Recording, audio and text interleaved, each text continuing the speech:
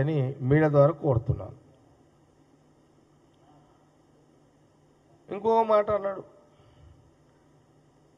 RTC బస్సులలో ఆడవాళ్ళు కొట్లాడుకుంటున్నారు అని అన్నాడు కేసీఆర్ గారు. కేసీఆర్ గారు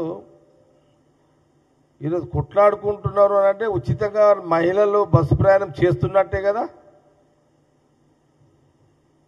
ఈరోజు ఆడవాళ్ళు కొట్లాడుకుంటున్నారు, సీట్లు దొరకక కొట్లాడుతున్నారు. వాళ్ళు సీట్లు దొరకక ఆడవాళ్ళు మాట మాట అనుకుంటున్నారు.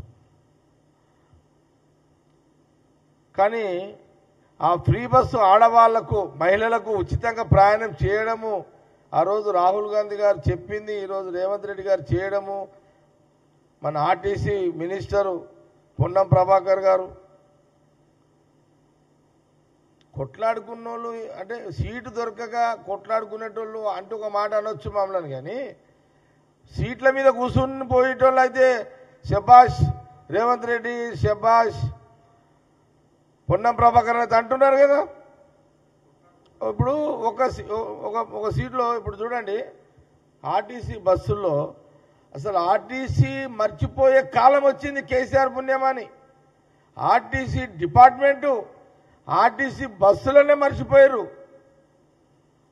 అలాంటిది మహిళలకు ఉచిత ప్రయాణం తర్వాత ఆర్టీసీ బస్సుకు చాలా డిమాండ్ వచ్చింది.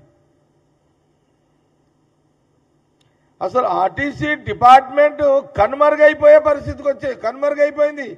10 సంవత్సరాలలో కేసీఆర్ గారు ముఖ్యమంత్రిగా ఉన్నప్పుడు 10 ఏళ్లలో ఆర్టీసీ డిపార్ట్మెంటు కనుమరుగైపోయింది, మర్చిపోయారు. మళ్ళీ దానికి ప్రాణం పోసి జీవం తీసుకొచ్చిన చరిత్ర ఘనత ఈరోజు రాహుల్ గాంధీ గారి యొక్క నాయకత్వంలో కాంగ్రెస్ గవర్నమెంట్ ఇది. సీఎం రేవంత్ రెడ్డి గారు, దాని శాఖ మినిస్టర్ పొన్నం ప్రభాకర్ గారు. ఈరోజు కేసీఆర్ గారు కూడా, ఆయన కూడా పెద్ద మనిషి, వరంగల్ సభలో ప్రస్తావన తెచ్చిండు అని అంటే మేము సక్సెస్ అయినట్టే కదా.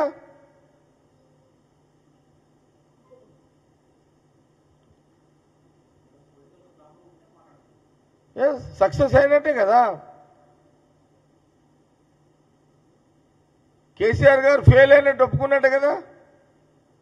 అసలు ఈ ఉచిత బస్సు ప్రయాణం ఆలోచన ఆ రోజు మరి కేసీఆర్ గారు ఎందుకు చేయలేదు?